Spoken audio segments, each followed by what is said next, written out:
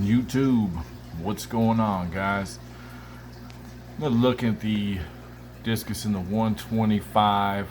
I think I just kind of disrupted them a little bit from their breeding that they're doing, the laying of the eggs. Wanted to talk a little bit about that, and I know that there's a whole lot of different ways of breeding discus and getting them to breed, and I wanted to share with you how I do it, right along with kind of letting you guys get a look at them while they're doing it.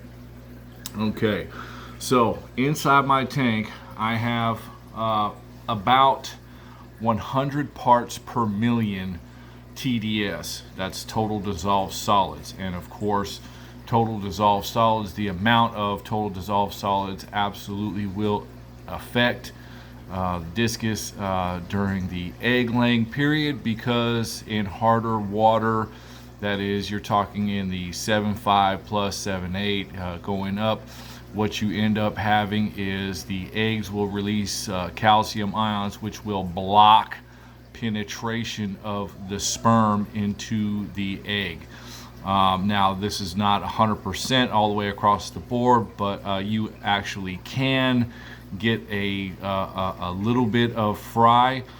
You will get a yield in just about any water conditions, but of course, as you look here, you can see all of these eggs are amber colored, which means that they are all fertilized. None of them are, I see one white one, it looks like, but for right now, all of the eggs are fertilized.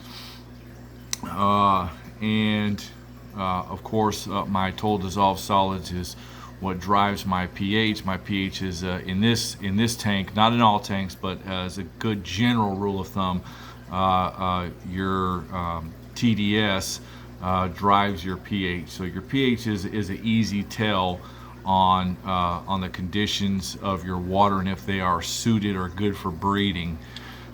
So my pH is at 6 inside of this tank. Real happy about that.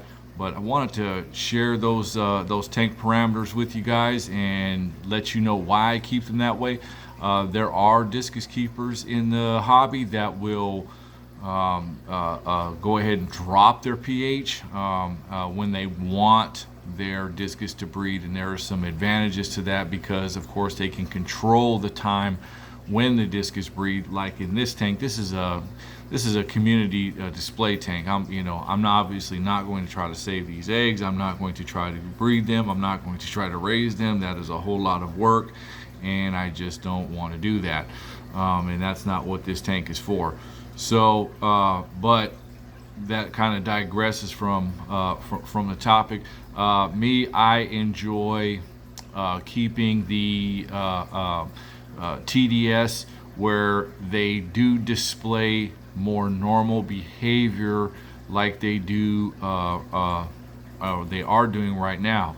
I don't like to have to kind of force induce spawning behavior on them. I just like them just to do it when they feel like it, and that's the whole kind of goal. I know I've made some compromises as far as the scaping in here is not true and correct, but the fish don't seem to mind it at all, and my family seems to love it. So bubbles and rubber plants it is, and with some of those 3D natural decor rocks, it works for the family, and that's what's important.